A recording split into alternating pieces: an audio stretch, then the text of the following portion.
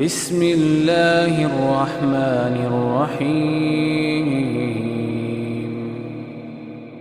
یہ 10ویں محرم ہے۔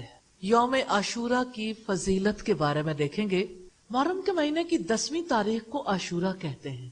یوم عاشورہ سے انبیاء کی وابستگی اور ان کی حیات کے اہم واقعات اس روز پیش آئے تھے۔ اب سوچیں، یہ آج کے دور کی بات نہیں ہے، یہ ان 1500 سالوں کی بات نہیں ہے، پوری تاریخ انسانی کی بات ہے۔ یہ دن بڑا خاص رہا ہے تاریخ کے ہر دور میں۔ یہ یوم عاشورہ کی فضیلت کی کھلی دلیل ہے۔ عمدۃ القاری ایک حدیث کی شرح ہے، بخاری کی شرح ہے۔ شرح لکھنے والے کہتے ہیں، عاشورہ کے دن سیدنا آدم علیہ السلام کی تخلیق ہوئی، اسی دن وہ جنت میں داخل کیے گئے۔ یاد رکھیں، کیونکہ فضیلت کے حوالے سے پتہ ہونا چاہیے۔ زمین و آسمان بنانے سے پہلے اللہ تعالیٰ نے اس مہینے کو حرمت والا قرار دیا، تو جب محرم کا 10ویں کا دن تھا، اس دن اللہ تعالیٰ نے حضرت آدم علیہ السلام کو پیدا کیا، اور اسی دن وہ جنت میں داخل کیے گئے، اسی دن ان کی توبہ قبول ہوئی۔ اس کا یہ مطلب نہیں کہ وہ سیم ڈے تھا، پتہ نہیں کتنا عرصہ بعد، کب یہ سارا سلسلہ ہوا اللہ تعالیٰ جانتا ہے، ہمیں نہیں بتایا، لیکن دن 10ویں کا تھا، مہینہ محرم کا تھا۔ آدم علیہ السلام جب جنت میں گئے، جب انہوں نے توبہ کی تو توبہ قبول ہوئی۔ یہی دن تھا جب نوح علیہ السلام کی کشتی بھی جودی پہاڑ پر آ ٹھہری تھی۔ آپ امیجن کر سکتے ہیں جن دنوں کو اللہ تعالیٰ چاہے برکت والا قرار دیتے۔ اسی دن سیدنا ابراہیم علیہ السلام پیدا ہوئے۔ ابراہیم علیہ السلام کی پیدائش اسی دن وہ نمرود کی دہکتی ہوئی آگ میں ڈالے گئے۔ 10ویں کا دن کتنا امپورٹنٹ ہے۔ اسی دن سیدنا موسیٰ علیہ السلام اور ان کی قوم بنی اسرائیل کو فرعون کے مظالم سے نجات ملی، اور فرعون اپنے لشکر کے ساتھ دریائے نیل میں غرق ہو گیا۔ فرعون کی غرقابی 10 محرم کو ہوئی۔ سیدنا ایوب علیہ السلام کو ان کی بیماری سے شفا 10 محرم کو ملی تھی، وہ بھی 10ویں کا دن تھا، محرم کا مہینہ تھا۔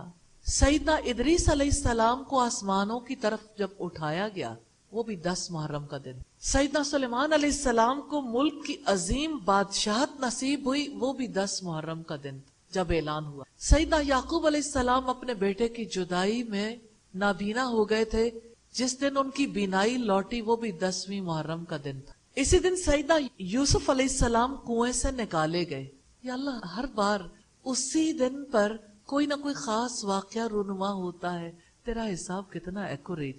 سیدنا یونس علیہ السلام اپنی قوم کو چھوڑ کر گئے تو اللہ تعالیٰ کے حکم سے مچھلی کے پیٹ میں پہنچا دیے گئے۔ کیا آپ جانتے ہیں یونس علیہ السلام جس دن مچھلی کے پیٹ سے نکلے تھے، وہ بھی 10 محرم کا دن تھا، 10ویں کا دن تھا۔ سیدنا عیسیٰ علیہ السلام کی ولادت بھی اسی دن میں ہوئی۔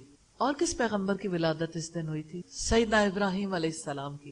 اور جس دن انہیں آسمانوں پر اٹھایا گیا، وہ بھی 10 محرم کا دن۔ اور آپ جانتے ہیں کہ نبی صلی اللہ علیہ وسلم کے نواسے، جنت کے نوجوانوں کے سردار سیدنا حسین رضی اللہ تعالی عنہ کی شہادت بھی 10 محرم کو ہوئی۔ یوم عاشورہ کی فضیلتوں سے اس کی اہمیت کا اندازہ لگایا جا سکتا ہے۔